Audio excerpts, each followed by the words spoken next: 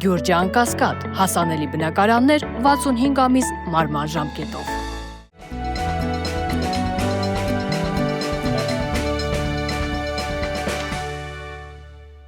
Բարև ձեզ, սիրելի հայրենակիցներ։ Կրկին շաբաթ է և կրկին եթերում է խաչմենուկ հավելված հաղորդումը։ Այս անգամ քննարկենք մի շատ կարևոր թեմա, որը դուրս է մնացել միջազգային լրատվամիջոցների ուշադրությունից։ Համենայն դեպս դրա մասին խոսվեց, բայց շատ արագ մոռացվեց թեման։ Խոսքը Վաշինգտոն-Վատիկան հեռակա հակամարտության մասին է, որը ծավալվեց Թրամփի և Հռոմի պապ Լեո 14-ի միջև։ Խնդիրը հետևյալն էր։ Թրամփը մեղադրում է Հռոմի պապին, թե վերջինս չի արձագանքում Իրանի շուրջ ստեղծված իրավիճակին և ըստ էության չի պաշտպանում Միացյալ Նահանգներին։ Հռոմի պապը ուղղակի հանդես է եկել կոչով, որ կողմերին կոչ էր անում խաղաղություն և հանդարտություն։ Ըստ էության Հռոմի պապը դրանից ավել ոչինչ անել չէր էլ կարող, քանզի ոչ դրա իշխանություն ունի, ոչ էլ ըստ էության պետք էր, որ Հռոմի պապը մտներ այս խնդիրների մեջ։ Փորձենք հասկանալ, ինչ հետևանքներ սա կարող է ունենալ առաջին հերթին Թրամփի համար։ Եվ պետք էր արդյոք, որ այս կոնֆլիկտի մեջ ներքաշվեր նաև Վատիկանը։ Այս թեման կրկին քննարկելու են Գևորգի հետ, ողջույն Գևորգ։ Ողջույն Գրիգոր։ Թեման բավականին հետաքրքիր է եւ վերջին անգամ կաթոլիկ աշխարհը, այսինքն իդեմս Վատիկանի մերձավոր արևելքի թեմաների մեջ խաչակրած արշավանքներից հետո կարծես չի միջամտել եւ որևէ այսպես կողմնակալ դիրքորոշում չի հայտնել եւ միշտ հանդես են եկել ուղիղ ընդհանուր կոչերով դադարեցնել միջնադարի պատմությունից սկսած հետո այլևս այդ թեմաներին չենք անդրադարձել։ Հիմա փորձենք հասկանալ ինչ վտանգներ է պարունակում Թրամփի այս վարքագիծը, արդյոք Թրամփը չի հասկանում այն վտանգները, որոնք կարող են լինել, եթե Հռոմի պապը ներքաշվի այս ամենի մեջ, իսկ ամենից կարևոր հարցը դա արվում է միտումնավոր, թե ուղղակի ինչ-որ հարցեր կան, որին Միացյալ Նահանգների ղեկավարը խորամուխ չի եղել եւ ուղղակի էմոցիաների տակ, այսպես հույզերի ներքո։ Այսինքն խորքայնությունը չի։ Այո, խորքայնությունը չի ուսումնասիրել, թե ինչ հետևանքներ սա կարող է ունենալ։ Թեև ԱՄՆ-ի պես պետությունը մշտապես է խորքային մոտենում հարցերին, որովհետեւ կա ավանդական, մոտ 2 տարից ավել մշակված ավանդականություն կա արդեն ձևավորված։ Եվ մենք չենք տեսել ԱՄՆ-ի կողմից նման հայտարարություն, համենայնպես մենք մեր կյանքի օրոքտեզման չենք տեսել, Այնպիսի տպավորություն է, որ Թրամփը կարծես մեղավորներ է փնտրում իրենից բացի, որ բոլորը մեղավոր են, որ ինքը Իրանի հետ կապված ձախողվում է եւ Իրանին չկարողացավ հաղթել, համենայն դեպս այս փուլում չկարողացավ։ Այսպես ասենք, համենայն դեպս Իրանը չպարտվեց։ Չպարտվեց, այո։ Բոլորը մեղավոր են։ Եվրոպացիները մեղավոր են, որ չեն գալիս իր հետ Օրմուզի նեղուցը ապաշրջափակելու, հայտարարում են, որ մեր պատերազմը չի։ Ինչպես նաև այստեղ պետք է նշել, որ արդյոք ԱՄՆ-ը պիտի Ամերիկայի Միացյալ Նահանգները վարվեին այդպես իրենց դաշնակիցների հետ եվրոպական։ Այո, սա այլ հարց է։ Որովհետև 1945 թվականից առ այսօր Եվրոպան ցույց է տվել 100%-անոց լոյալություն Միացյալ Նահանգներին եւ նրա ցանկություններին։ Այո, ավելին ասեմ, իհարկե մի փոքր շեղվում ենք թեմայից, բայց հետո վերադառնանք, ավելին ասեմ, նույն Եվրոպական միության բարի կամքով էր նաեւ կամ միգուցե լոյալությամբ, որ Արևելյան Եվրոպայի երկրները, որոնք ընդհանրապես չէին համապատասխանում ԵՄ չափորոշիչներին, դարձան Եվրոպական միության եւ ՆԱՏՕ-ի ինտեգրվեցին այդ ընտանիքներին։ Այն դեպքում նորից ասեմ, որ նրանք ընդհանրապես չէին համապատասխանում ոչ մի ցուցանիշ։ Որովհետեւ նույնիսկ որ եզրափակենք այսպես ասած մեր թեմայի շեղումը 86 թվականին, երբ որ Իսպանիան, Պորտուգալիան մտան ԵՄ, այսինքն մինչ ԽՍՀՄ փլուզումը դա վերջին ընդլայնումն էր Եվրոմիության, նույնիսկ իրենք այդ ժամանակ լիովին չէին Էլուր մնաց նախքին, այսպես ասած, սոցլագերը, ինչպես ընդունված է ասել, երկրները իրանք դեռ ճանապարհ ունեին անցնել։ Ինչևէ, վերադառնանք մեր թեմային եւ այս Հռոմի պապ Թրամփ այս հերակա հակամարտությունը, իմիջիայլոց Թրամփը վիրավորեց Հռոմի պապին, Հռոմի պապը պատասխանեց։ Այո, որ ես չեմ վախենում քեզանից։ Միգուցե այստեղ այն հանգամանքն էլ աշխատեց, որ մամուլը հիշում է Հռոմի պապի ընտրությունների ժամանակ նշում էր, որ Թրամփը ցանկանում է, որպեսզի Միացյալ Նահանգներից լինի Հռոմի պապը։ Եվ այդպես էլ եղավ։ Այսինքն Լեո 14-րդը Միացյալ Նահանգների այսպես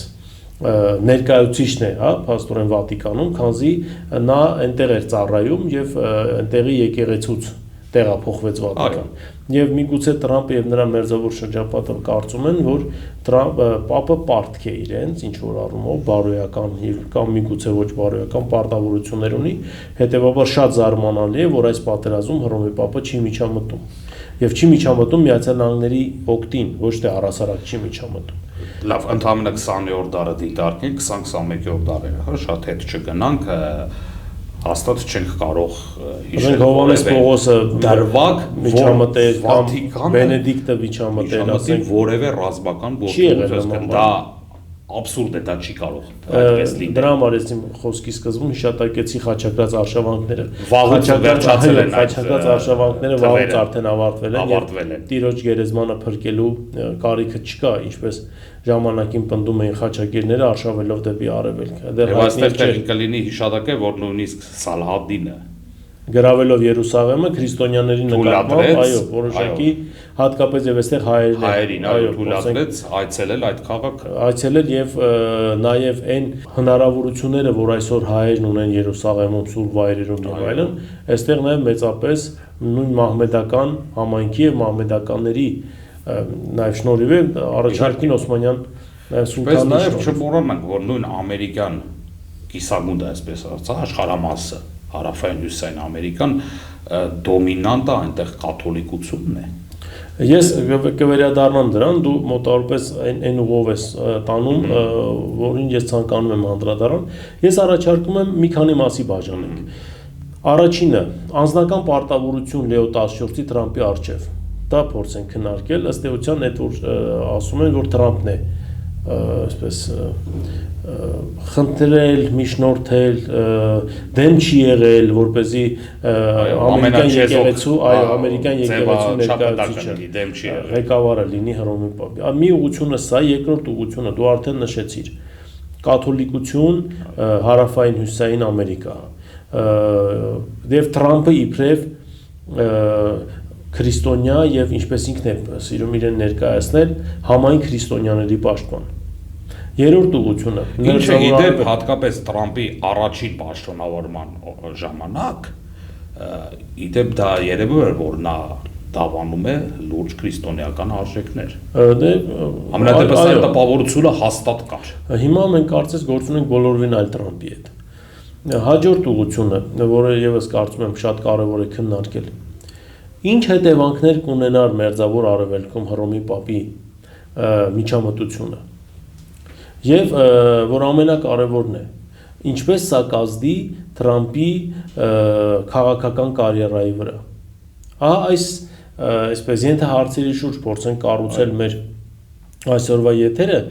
սկսենք Հռոմի Պապի ընտրություններից։ Հիշում ես, թե ինչ մեծ աղմուկ բարձրացավ եւ Տրամպը ինչպիսի ակտիվությամբ էր լծվել այս աշխատանքին եւ այսպես անընդհատ վարկածներ էր առաջ քաշվում, թե ով կարող է լինել Հռոմի Պապ, բայց ես վստահ եմ, որ այստեղ եւս ինչպես ցանկացած այլ տեղ, որոնք վերաբերում են միջազգային հարաբերություններին, անդրկուլիսյան բանակցություններ եղել են։ Ինստինկտ։ Բնականաբար եղել են եւ Միացյալ Նահանգները համենայն դեպս նշել, որ իրենք չեն առարկի եթե ամերիկյան եկեղեցու ղեկավարը նշանակվի Հռոմի Պապ կամ ընտրվի Հռոմի Պապ, ես պատական չասեցի նշանակվի, որովհետև այո, կարծես ընտրությունը ըստ էության արդեն կայացվել էր։ Եվ հիմա Տրամպը փորձում է պարտքը վերադարձնել, այսինքն հիշեցնում է Հռոմի Պապին պարտքի մասին, որ դու դարձել ես Հռոմի Պապ, բայց այդ ինչը չափազանց տգեղ երևույթ է, իսկ եթե տեսականորեն ինչը абսուրդ է բնականաբար, նույնիսկ դա այդպես է, այդպես չեն պահանջում պարտք։ Տես, հետաքրքիր իրավիճակ։ Հռոմի կաթոլիկ եկեղեցին, իտալական եւ ուրեմն Վատիկան եւ Էջմիածին, հա, այսպես զուգահեռներ է թե երկուսն էլ հավասարազոր եւ հավասար հնարավորություններ եւ հավասար իրավունքներ ունեցող քույր եկեղեցիներ են։ Ի տարբերություն օրինակ ռուս ուղղափառ եկեղեցու առաջնորդը մեր կաթողիկոս եւ Հռոմի Պապի հետ կապված որոշակի այսպես իր աստիճանակարգով մի փոքր ավելի ցածր է։ Այո, իսկ Վատիկանը իհարկե, իսկ Վատիկանը եւ Էջմիածինը եկեղեցիներ են, այո, հնարավորություններով եւ հավասար իրավունքներով եկեղեցիներ են։ Այնտեղ Վատիկանի վրա է գրող, այստեղ շատ զարմանալիորեն մեր կաթողիկոսի վրա է գրող Հռոմի Պապ եւ ամենայն հայոց կաթողիկոս։ Նման պատահականություններ կարծում եմ չեն լինում։ Այնպիսի տպավորություն է, որ քրիստոնյա աշխարհի նկատմամբ ինչ որ, այսպես ասած, մութ ուժեր, ինչ որ բաներ են պլանավորում, մեծ բանի մեջ, աղմուկի մեջ ներքաշելու եւ խնդիրներ ստեղծելու։ Լինելու է դարձի շրջանը սյուր եւ քրիստոնեական արժեքները հաղթելու են։ Վստահ եմ, որ հաղթելու են եւ արդեն հաղթում են։ Հատկապես այն հետևորդների թիվը, որ ունի Վատիկանը, իսկ նույն քրիստոնեության մեջ ամենամեծն է, ըստ էության միլիարդ ավել, միլիարդ ու կեսից ավել կարծեմ։ Այնտեղ մահմեդականների եւ կաթոլիկների թիվը մոտավորապես մահմեդականները մի քիչ զիջում են իրենց թվականակով։ Այո, ամենամեծը եկեղեցիների մեջ քրիստոնեական քրիստոնեականն է եւ քրիստոնեականի մեջ է կաթոլիկը։ Միացյալ Նահանգների բնակչության համենայն դեպս զգալի մասը կաթոլիկ եկեղեցու հետևորդներ են, եթե հաշվի առնենք հատկապես Լատինական Ամերիկայից եկածները, ոչ միայն Լատինական Ամերիկայից եկածներին, իտալացիները եւ իռլանդացիները, պորտուգալացիները ժամանակին իռլանդացիների ամենամեծ համայնքները Ավստրալիա եւ ԱՄՆ-ն են։ Եւ բավականին այսպես մոլերանտ միանշանակ։ Ի տարբերություն քրիստոնեական այլ ուղղությունների եւ այլ եկեղեցիների, կաթոլիկները իրենց մոլերանտությամբ Եթե քիչ Լատինական Ամերիկային նվիրված մեր հաղորդման ժամանակ ես նշեցի, որ այսպես թե այնպես ապագայում էլ քրիստոնեության լրջագույն բաստիոններից մեկը Լատինական Ամերիկան է։ Այո, մնալու է որպես այդպեսին, քանզի բնակչության շրջանում կաթոլիկությունը շատ մեծ տարածում ունի եւ նորից ճիշտ է մոլերանտ կաթոլիկություն։ Նույն Եվրոպայում չմոռանանք բացի իտալացի, իռլանդացի, պորտուգալացիներից լեհերի մասին, մոլերանտ այո, ճիշտ կաթոլիկներ, սլավոնների մեջ սլավոնների այսպես կաթոլիկները, այդպես բանը եւ խորվատները, խորվատները։ Հետևաբար, ինչ է շահում Տրամպը այս ամենից, քանզի նա պետք է որ հասկանա, որ առաջինը ողջ աշխարհում նա իր դեմ է դուրս բերում կաթոլիկներին, ինչը միայն եւ միայն նրա քաղաքական հակառակորդների օգտին է այս ամենը։ Երկրորդը, երկրի ներսում եւ առհասարակ Ամերիկայում նրա ազդեցության հետ կապված հարավային եւ հյուսիսային Ամերիկաներում։ Հաջորդը, Տրամպը չի կարող չհասկանալ, որ եթե Հռոմի Պապը հանդես էր գալիս այս պատերազմում Միացյալ Նահանգների օգտին, սա կամա թե ակամա հանգեցնելու էր Մերձավոր Արևելքում կրոնական պատերազմի եւ ողջ աշխարհում կրոնական պատերազմի քրիստոնյաների եւ մահմեդականների միջեւ։ Դա ամենաքիչը կրոնական մեծ լարվածության։ Այո, դա արդեն կլիներ ըստ էության, ինչպես ասում են, աշխարհի վերջը, քանզի միակ բանը, որից մարդկությունը դեռ կարողանում է խուսափել եւ փառքասուր կարողանում է խուսափել, դա կրոնական պատերազմն է։ Այո։ Իսկ կրոնական հիմքով պատերազմ։ Ես ինչու եմ այս հարցին շատ ավելի մեծ ուշադրություն դարձնում, քանզի մենք ապրում ենք այնպիսի հեղուկ տարածաշրջանում, որտեղ մենք փոքրամասնություն ենք, այսինքն տարածաշրջան, որի մեծամասնությունը ճնշող մահմեդականներ են։ Նայում ենք աշխարհի քաղաքական քարտեզին եւ տեսնում ենք Վրաստանը եւ Հայաստանը, ու վերջ մնացածը ըստ էության մահմեդական պետություններ են։ Մահմեդական, բուդդիստական, մեկ էլ Ասիայի, այսպես ասած, վերջնահատվածում Ֆիլիպինները։ Ես մեր տարածաշրջանը Ֆիլիպինների շատ հարգում ենք, բայց այո, Ֆիլիպինների Հայաստանը, Վրաստանը եւ արևելքի քրիստոնյաները բավականին լուրջ վտանգի առաջ էին կանգնելու։ Չմոռանանք Լիբանանի քրիստոնյաները, հայերը եւ քրիստոնյա արաբները, մարոնիտները, չմոռանանք մոտ 100,000-անոց հայ համայնքը Իրանում։ Եվ այս պարագայում Հռոմի Պապի, ես ուղղակի ցանկանում եմ այստեղ նաև որոշակի գովեստի խոսքեր եղել հենց Լեո 14-ի հասցեին, քանզի պատիվ իրեն Հռոմի Պապը շատ ավելի խորամուխ լինելով այս խնդիրներին, հասկացավ, որ սա նախ ծուղակ է իր համար, եթե նա այսպես որոշի պաշտպանել Տրամպին, երկրորդ իմաստ չունի, քանզի Վատիկանը զրկվում է անգամ միջնորդ լինելու հնարավորությունից, որը կարող էր Վատիկանը։ Այստեղ հիմնարարը նշենք, քրիստոնեությունը տարածում է սեր, ոչ թե պատերազմ։ Ես կարծում եմ բոլոր կրոններն են, այո, եւ քրիստոնեությունը նույնպես, բոլոր կրոններն են եւ եթե կարդում ես, այո, եւ իսլամում այդպես խոսքը չի գնում ռադիկալիզմի կամ ինչ-որ մի բանի մասին, աշխարհիկ, այսպես բանով ասենք, աշխարհիկ կրոնների մասին, եթե խոսքը գնում է առանց ռադիկալության, առանց բոլորն են, այո, տարածում են եւ սեր հանդուրժողականություն եւ այլն։ Եվ այստեղ Հռոմի Պապը շատ ճիշտ քայլ արեց, բայց ես նաև ցանկանում եմ մի բանի վրա քո ուշադրությունը գրավել։ Տևական ժամանակ մենք չէինք տեսել եվրոպական կամ աշխարհի այլ պետության կողմից, երբ պետության ղեկավարը վիրավորելով օրինակ Հռոմի Պապին, նրա օրինակին սկսեին հետևել ամերիկյան նաև այլ բարձրաստիճան պաշտոնյաներ։ Սա արդեն անհասկանալի է։ Լավ, Տրամպը ընդունենք էքսցենտրիկ անձնավորություն է, կարող է առավոտյան մի բան ասել, երեկոյան փոխել իր կարծիքը, իսկ մյուսները, այսինքն այստեղ միգուցե սա արդեն պետական համակարգականություն է, այո, համակարգի խնդիրն է այստեղ արդեն, որը շատ չար կատակ է խաղալու իրենց գլխին, միջանկյալ ընտրությունների ժամանակ պես մեծ բառիս բուն չէ, առաջինը մեծ բառի փոխաբերական առումով երկրի ռեյտինգի վրա է դա հաստատ շատ։ Բացի այդ, ես կարծում եմ ընդհակառակը, Տրամպի համար սա պիտի լիներ հույսի պատուհան, փրկելու իր դեմքը եւ փորձելու կրոնական լիդերների միջոցով կանգնեցնել պատերազմը։ Այսինքն փորձելու Վատիկանը օգտագործել իբրև միջնորդ շատ առողջ, այո, շիաների հետ համագործակցություն, այլ պատերազմը կանգնեցնելու, ինչպես դու ասեցիր, սիրո, հանդուրժողականության եւ այլ, այսինքն փոխանակ Տրամպը սա օգտագործեր պատերազմը առաջինը կանգնեցնելու եւ այս պատերազմից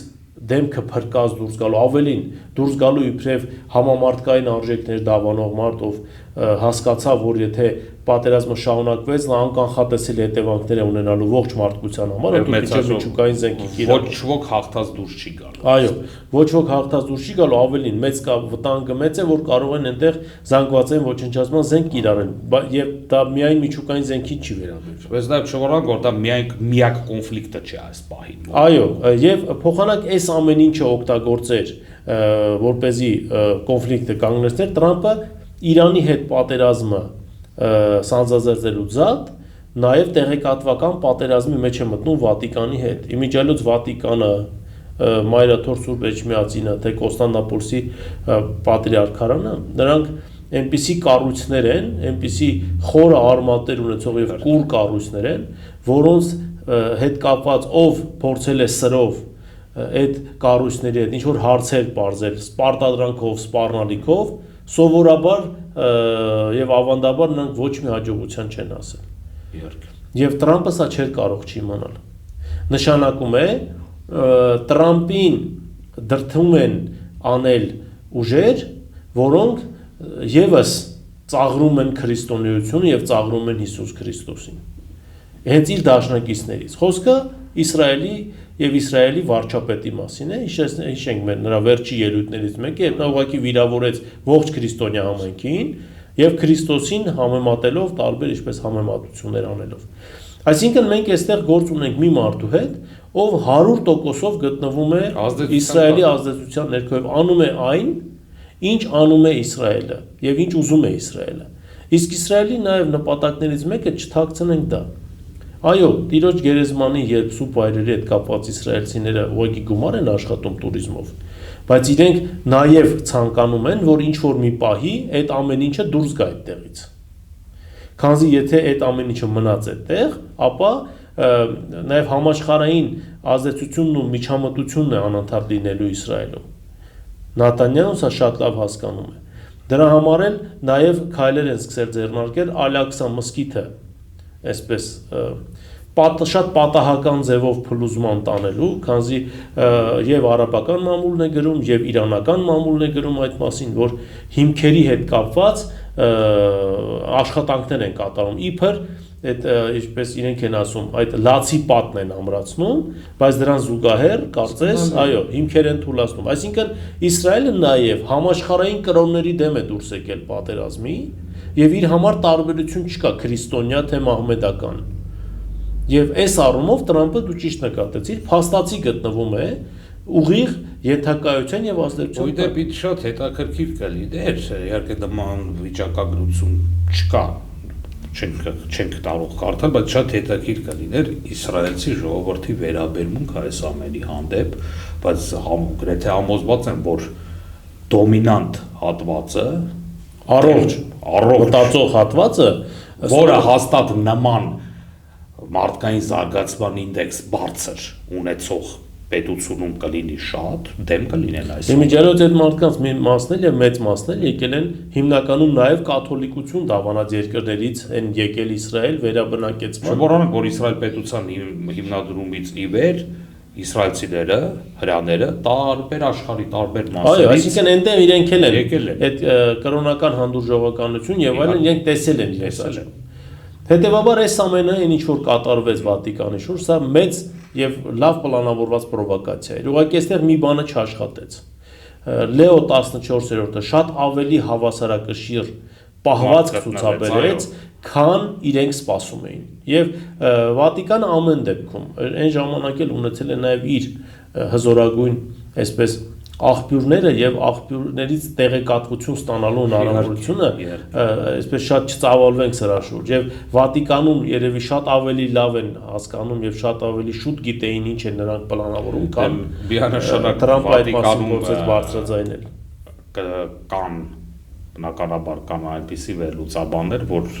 այո, միայն վերլուծաբաններ չեն եւ ունեն իրենց տեղեկատվություն ստանալու, որ ամբողջ բոլորը ինչպես ասում են 400 ազնիվ միջոց։ Հետևաբար այստեղ եւս կարծում եմ ոչ միայն Իրանում տապալվեց մահմեդական աշխարհի հետ կապված իր հաշվարկներում, այլև ցավոք սրտի քրիստոնյա աշխարհի եւ առաջին հերթին նաեւ հենց Վատիկանի հետ կապված իր հաշիվներում Տրամպը եւս պարտվեց։ Ինչևէ, մեր ժամանակը շատ արագ է անցնում եւ իհարկե շատ բան կար, շատ այս մասին խոսելու եւ կարծում եմ հաջորդ անգամներում մենք ելի կունենանք անդրադառնալ Վատիկանին եւ առասարակ միջկրոնական հարաբերություններին ներքրիստոնեական։ Այս թեման էր այսօր, որին ես ցանկացա անդրադառնալ Գևորգի հետ միասին, սիրելի հայրենակիցներ, թեման շատ կարևոր է իրականում, շատ